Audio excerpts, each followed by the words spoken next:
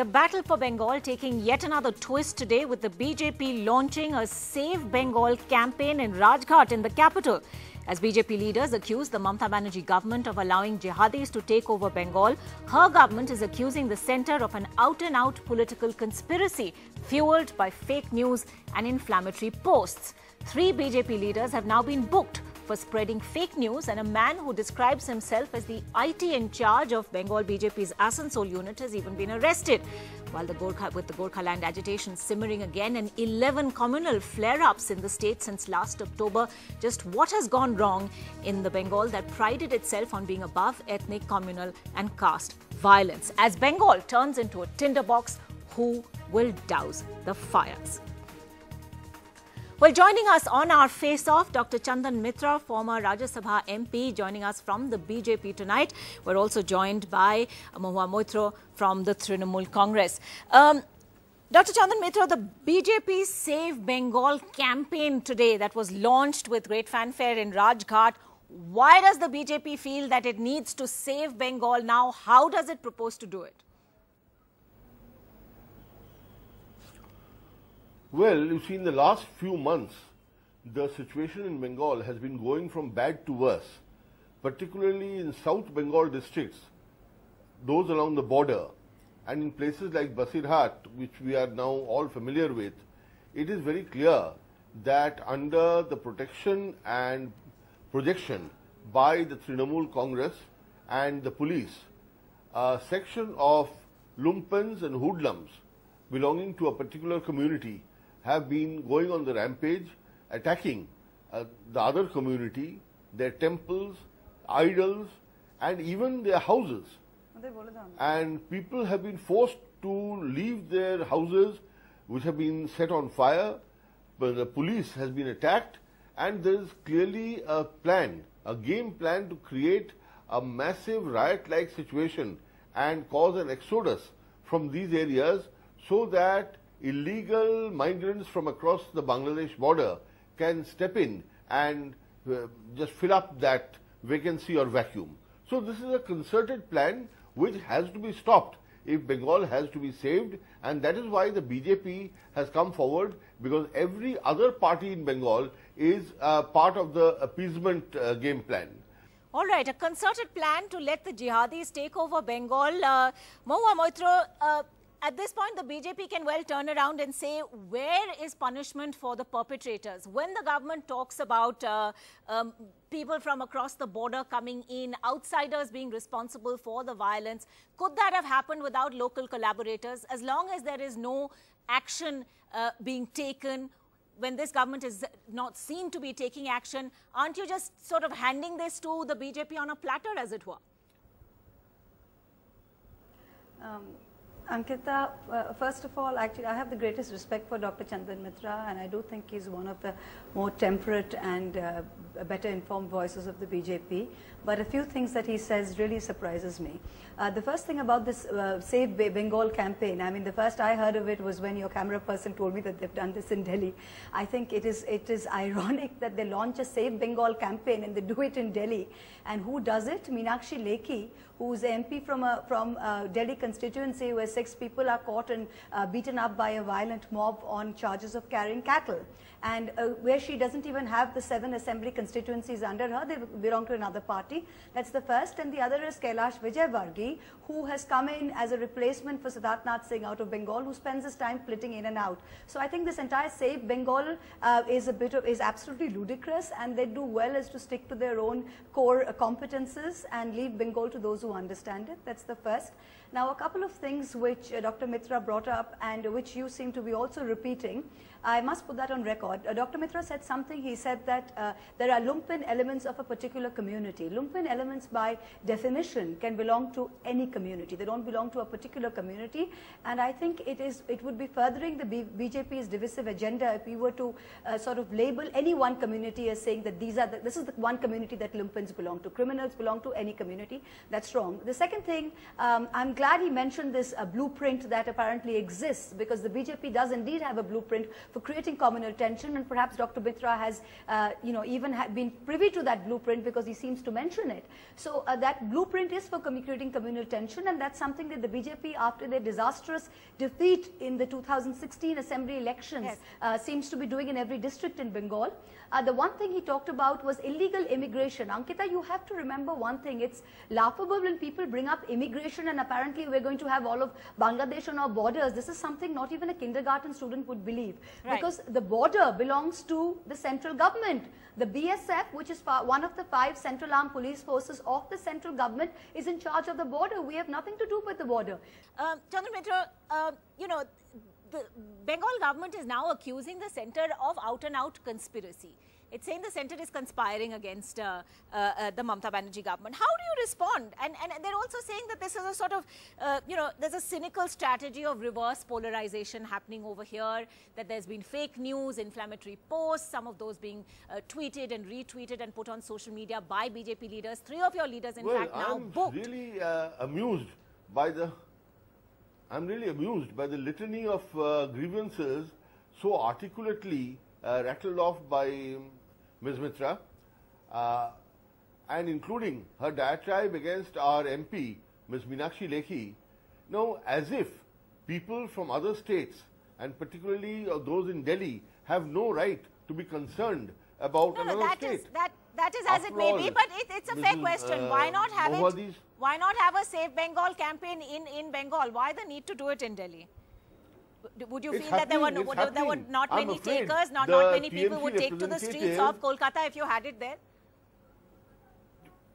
Come on, had the TMC representative toured the state, she would have seen that from the Ram Navami procession onwards, how much consolidation has happened, that in every district, processions are being taken out on a daily basis almost, kind of criticizing the state government's deliberate move to promote communalization, to encourage riots and then protect the rioters.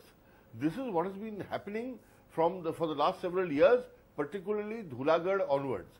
And that is going on in Bengal. We are leaving no stone unturned to arouse public consciousness and mass awareness, to expose the hypocrisy of the present Trinamool government. So we don't have to take shelter in Delhi. The campaign today was held at Rajghat to appeal to the consciousness of the Mahatma and to plead that he should give good sadbuddhi, as they would say. Good thoughts should come into their mind, and they should stop this kind of divisive campaign that they've launched, and the communal polarization that has been undertaken by this government. It's a fair point. Must stop. That's why we chose Delhi. And we can choose any place. We can we can go to Mumbai, we can go to Hyderabad. We'll do that. The whole country must know what's going on in West Bengal. Mohit, respond to that. When he says he did it, the BJP apparently did it in Delhi and in Rajghat because it was appealing to the spirit of the Mahatma. I guess 3 weeks ago when the president of the BJP referred to the Mahatma as a Chatur Baniya, he probably appealed to that same consciousness. So this kind of rhetoric, apart from making me laugh and making all of India laugh, fair enough. But to get back to the substance of this debate, but to get back to the topic, yes, and I want to put across a direct question to you. Is Mamata Banerjee here missing a chance to rise above communal politics? Can she afford to ignore that the communal temperature in the state is rising? And does she not effectively have a counter to what's happening? Because, maybe part of the BJP's argument about appeasement politics does strike home somewhere. Ankita, look, when they were talking about Bashir Hart, the Bashir Hart was one incident where somebody put up a Facebook post and the police arrested the boy. Since then, people are saying that there's no action. Yesterday, there was a PIL which came up in the Calcutta High Court, and we have said in response to the PIL, the High Court has said that given that there's a judicial commission, that there is absolutely no need to monitor it because the High Court is happy with what progress that has happened. There are 32 FIRs that have been filed, and 66% persons have been arrested, which is far more than what any BJP government has done, be it on the killing of Pehlu Khan, be it after Junaid's killing, be it anything like that. So, and also one thing, Mamata Banerjee's government, I mean, I am Hindu. I don't think I feel the need to tom-tom that around to anybody. We are first citizens of India, then we are citizens of Bengal, and then whatever religion we practice in private is our own business. Okay, I don't think I need to come out on the streets and, you know, on Ram Navami and tell people I'm a Hindu and that makes me a better Bengali. I think that's dangerous, and what the BJP is doing is dangerous, and Mamata Banerjee and TMC is not going to get drawn into this trap. You want to do it, to go ahead. We are not going to have the blood of a divided India on our hands. Quick last comments, Chandan Mitra. So, Tazia procession is not dangerous, Ram Navami procession is dangerous. Is that what you're trying to say, Mohadi? But is that your argument? Isn't this particularly the kind of divisive rhetoric that is very dangerous? Chandan Mitra, quick last question. Is the BJP eyeing the 2018 Panchayat polls? Is that the goal here with this Save Bengal campaign? Well, the Save Bengal campaign is going to go on. It is not about elections only. Elections are part of our entire political campaign, but the main thing is to arouse consciousness, show people the divisive manner in which the state government is acting, where all Muslim clerics get something called imam stipend. And one of those imams, who is a dangerous man, who says that Indian laws need not be followed, that man is given government protection. He is allowed to put a red beacon on his vehicle, which is not removed even after the central law comes into effect. Now, these people enjoy the protection because they are delivering the so-called Muslim vote bank to Ms. Banerjee. Now, we have to clearly convey all this to people, and hopefully the people who are, as it is, getting more and more conscious of these divisive policies will react, and we hope that that reaction will have political implications also. I have to go back to Moa for a last comment on this. The BJP keeps talking about the 28% Muslim vote bank, and the fact that, you know, if Mamata Banerjee picks up even a small percentage of the floating Hindu vote, as it were, then she's assured of a vote share of over 40%, and that's home free for her. How do you respond to this? Look, this is Bengal has a share Muslim population of 27%, which is more than half, which is more than double that of the national average. We are proud of that. We are proud of our heritage. We are proud of the fact that Hindus and Muslims live together, and this is the way we want it, and this is the way we always hope to have it. That's the first. We are proud of it. It's not something that we're ashamed of, and it's not something we would ever want to change. That's the first. I myself am Hindu, and I'm elected from a constituency which is largely Muslim, and I think that is the beauty of India. That is the beauty of Bengal. And it's tragic that the BJP, instead of nurturing that, are trying to destroy it. That's the first. The second thing is, when you see this rabid, polarizing Hindu rhetoric, where you're giving Z plus security to some charlatan Baba yogi who is selling magic potions on television and running some kind of consumer empire, it's really not very fair to point fingers at us and say you're doing X or doing Y. Subject matter at hand. You know? Yeah, so I really think that it's unfair, and I do think that I know it's not, because you said exactly the same thing. That's not the discussion that I think we should be falling to, Dr. Mitra. No, that follows a dangerous anti-national element. That Barkati character whom you are promoting is anti-national. He says he does not believe in Indian laws. Sir, the Barkati character has nothing to do with us. He has nothing to do. He's not a part of the TNC. This is not about Barkati. This is not about Bharati or anybody else. Let's stick to owns a corporate empire or otherwise. Let's get this back on track. Where is this going from here? How does the Mamata Banerjee government in Bengal, Moha Moitro, now fight on multiple fronts? There's the Gorkha land agitation. Her own MP is now under the scanner, one after another. Today, her tourism minister faced a near attack when he was in Darjeeling. And of course, Boshirhat and all the other communal flashpoints continue to haunt her. Look, I don't think anything continues to haunt us. We're running a government. Mamata Banerjee is a very hands-on chief minister.